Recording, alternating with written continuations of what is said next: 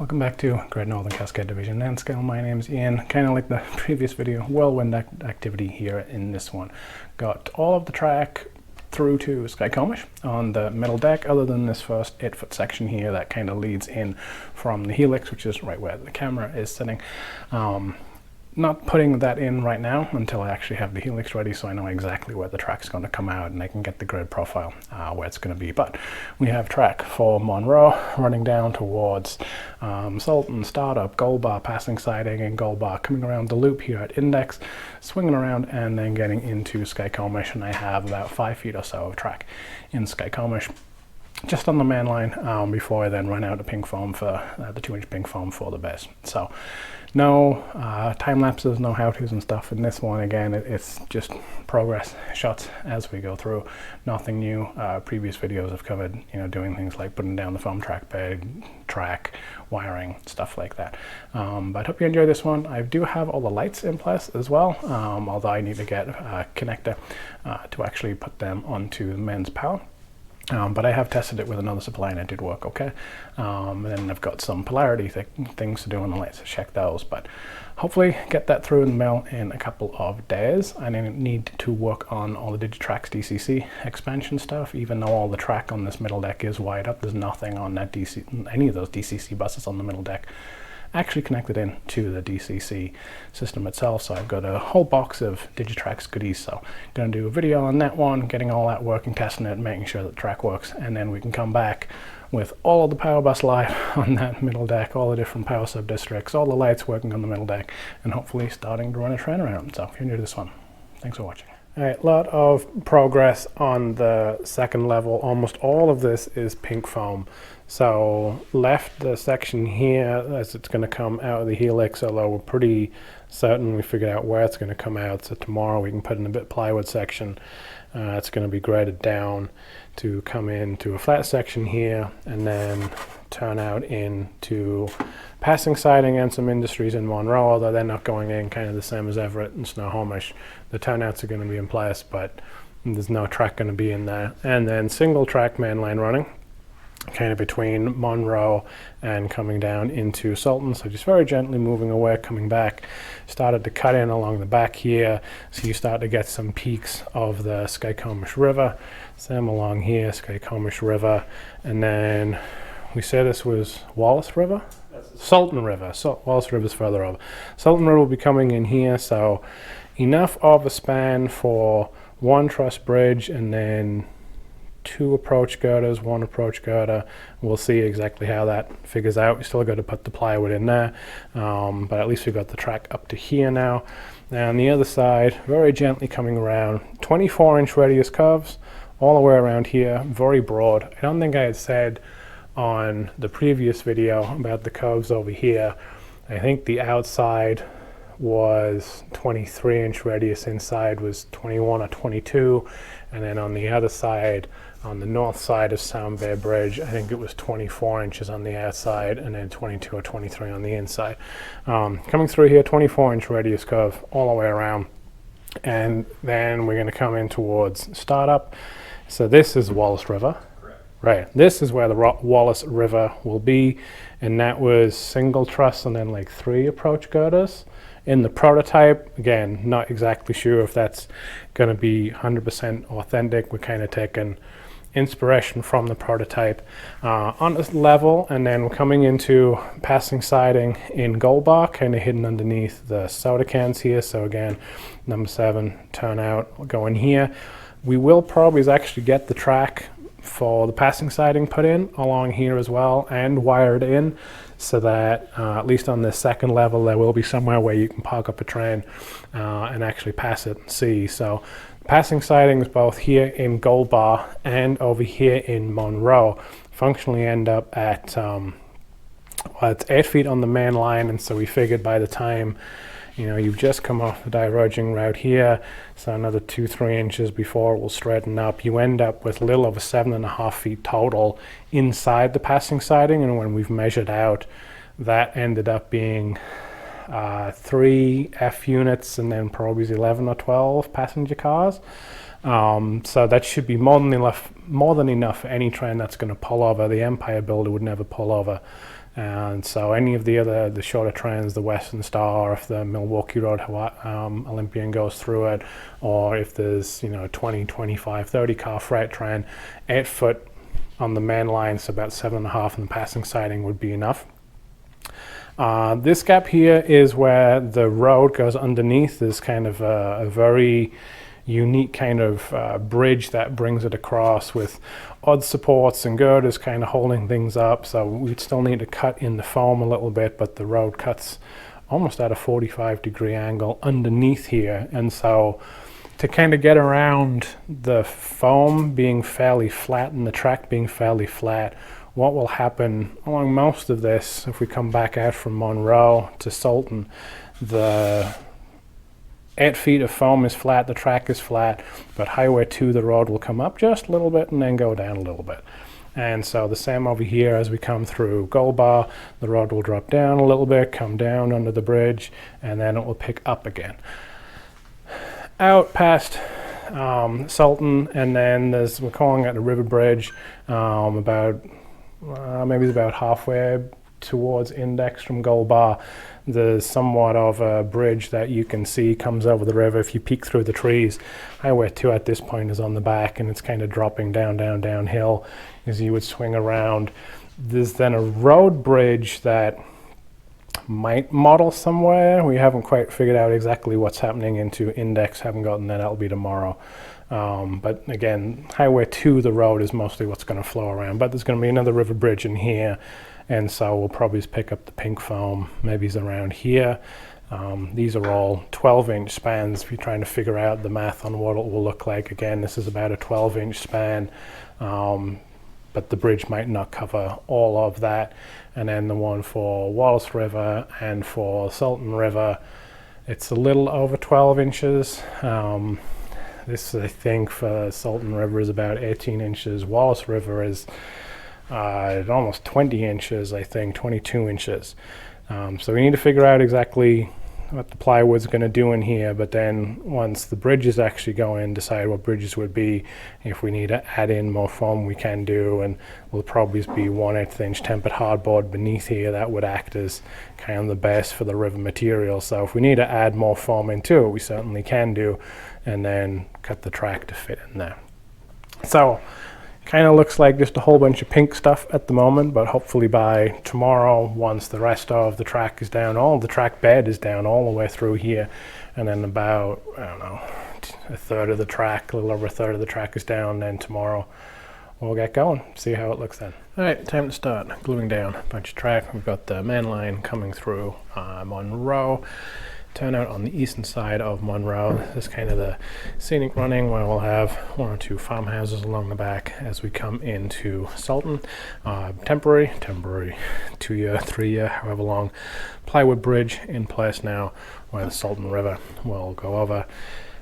Need to now actually get the rest of this track layered, but I'm going to start gluing track because I'm out of track pins. But as we got onto the bridge for the Wallace River, coming into Gold Bar, west switch at Gold Bar, main line and passing siding all in right the way through Gold Bar. All this is wired up as well, at least the feeder wires are dropped down.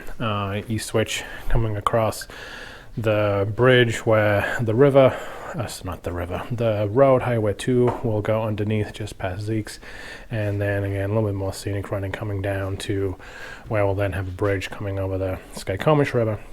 And even though it might not be quite prototypical, it might have a bit more of a scene along here of the Skykomish River where it's a little bit rocky, there's a little bit big bluffs coming down, stuff like that, kind of in between as you would come out of Gold Bar and as you would come down into Index. Rich has worked his magic, and we've got rid of the temporary, again, 1.5 year temporary 2x2s that had been kind of supporting these decks, and so now there's some actual braces and brackets that are kind of holding the decks up. So we've now opened it up so that we can easily get a bunch of the scenic stuff done in here. So Index loop will come around here, and then in the middle we'll have probably a double truss bridge crosses the North Fork Skykomish River, I think. That kind of winds through here, and I think that'll add a little bit of nice scenic work. So glue down the track, that's in place, and then cut and fit the track down at the far end there as we go down the end of the aisle, and then we can come back to figuring out some of the scenic section along here where Skykomish River is going to be coming into Index around that horseshoe U loop at Index, and then also cutting in for the bridge on the North Fork Skykomish River. So we both just said that this might not look like a lot, but it's actually somewhere in the region of 55 feet of track, although I'm not giving credit to Rich for his math there. It's probably 45, excluding that passing siding, something like that. So, recap, Monroe main line, passing siding and serving the industries is left off, but the turnout is in place. And then all this track down through coming into Salton, crossing over the Salton River on the bridge, and then a little bit of Salton itself. Swing around on those 24-inch radius curves through Startup, across the Wallace River. Come along, hit Gold Bar. Both of those lines are in, so main line and passing siding. Keep walking down, come out of the passing siding, bridge for Highway 2 to go underneath, just to the east of Gold Bar. Keep coming down, and then we'll cross over the Skykomish River. So it's about 45 feet probably of main line running, just under 8 feet passing siding in Gold Bar, and then at least turnout on that east side coming out of Monroe is in place. Did then start working on some of the scenic section that will kind of come once you've crossed over Skykomish River. As you come into Index, this is kind of angled in and then drop back for the skyboard to come in. And then we swing around into Index, which really doesn't look like Index at all with all of the weights on top of it, but around here it's somewhat marked out. I don't know how well it'll come across. Somewhat marked out where I think it's the North Fork of the Skykomish River would come down. Somewhat marked out where bridge will come across. And we actually found, even though it'll look a little different to people if they're not sure on the area, the bridge is straight. The track does curve on a constant radius all the way through it. So what it might end up being is a double track truss bridge that gets kit bashed to give the extra room for that radius to go through. One of the single track bridges is way too narrow, you won't be able to cover through, but it would mean it's a constant 24-inch radius curve, kind of like that loop in Index would be. But for now, until certain on what that bridge is going to be, there's just going to be that itty little bitty gap, pretend that there's a bridge there, and then figure out what that will be at some point in the future. Probably is quite a ways in the future. So we're going to let this dry overnight and then take the clamps off, take the weight off, and then that will be ready to start putting in the foam track bed, getting that loop around, and then over on the other side, pretty easy running, coming out of Index and heading down towards Skykomish, probably similar to the other side, 8-inch wide, 2-inch foam that will run down, come down through probably Eagle Falls, not entirely sure. Rich doesn't like the idea of it. And then hit Skykomish somewhere around here, about 10 feet down, 12 feet down from Index. And this was kind of our stretch goal, was to get down at Skykomish, but should be fairly straightforward. Rich might play around with lights tomorrow. We did realize that there's not enough room to get a nail gun in to the gap here. It also doesn't work for staples, and so this was put on with an adhesive and then clamped in place, and that seemed to work pretty well. How'd you attach that one? Yeah. There's 4 nails in that. So the nail gun can just about go in on this one? Standby, discussion time. So maybe the nail gun can get into the back of this one, but on some of these we can't, and until we get to the foam we then lose the gap. So for this 8-foot section, we did, I guess Rich did try out using the adhesive, and that will work for there. You might be able to get away with that on the other side before we put the foam down the other side of the aisle. Yeah, Rich is gonna work on this over the next day or two. I have to go back to work, which is going to work on getting the lighting track in place, and then we've got the lights. They can just drop straight in place. There's a previous video that goes over more details on how I did the lights up top, the exact same type of lights that go in, because it is a little bit dark, especially when you've got the big plywood sections on top. It really needs some light to pop down there. So yeah, so tomorrow night, next night or two, I'm going to keep working after work, coming around the corners here. There might be some random lights that show up along the way as well, and then start working on some of the Digitrack stuff, even though there are feeder wires that drop down for all of this new track that goes in. None of it is connected to the DCC bus until I figure out doing some of the expansion on that Digitrack system. This is now with all of the rest of the track. This is now with more of the rest of the track around on this second deck done. So, kind of like I said on the previous video, coming across Skykomish River, and as we started coming to Index, very big, broad, 23, 24 inch radius curve for kind of the horseshoe loop through Index. Not entirely sure what bridge is going to go in here, so again, a little bit clearer now that there's a bunch of stuff moved out the way I marked, roughly where the North Fork Skykomish River is going to be. Again, the track keeps curving through that bridge, even though the bridge itself is straight, so it's going to be a bit of an interesting one, but I think it will be kind of cool. So I'll sweep around, do a little bit of mental gymnastics, scenery gymnastics here. I'm going to take inspiration from it being Eagle Falls. We're actually going to cut the river in here, just because once we come into Skykomish, the river would be on this side. That's fine. I don't really care. I think that this will work out fine. So Highway 2 will probably come over a little bit and then run alongside in there, kind of compressed in between the river and the railroad, and then the river will cut away as we come into Skykomish. So this is the first turnout in for Skykomish. Main line coming through Skykomish doesn't go all the way because out of pink foam, but goal was to get to Skykomish. I've done that, and so the depot would be somewhere in here. Not entirely sure. I might bump out the bench work a little bit here to show a little bit more of the town of Skykomish. Do need to have a few tracks. The other option that I have is I'm not sold on this needing to be so far near the front, so could have bent it a little bit further back, but I do need to have room for probably at least 4 tracks in Skykomish. Looking at the kind of rough track plan that I had put together, it was going to be 4 tracks, and they are somewhat spread apart coming through here. They're not going to be tightly together like they would in the yard, a little bit more spread out, and there does need to also be some buildings at the back where they would have had power plant and would have had some roundhouse, although the whole roundhouse isn't going in.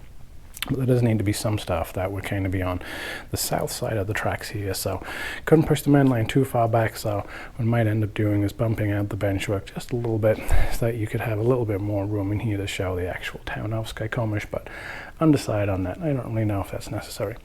Lights are all in all the way around, so kind of coming all the way from there around, all the way around here.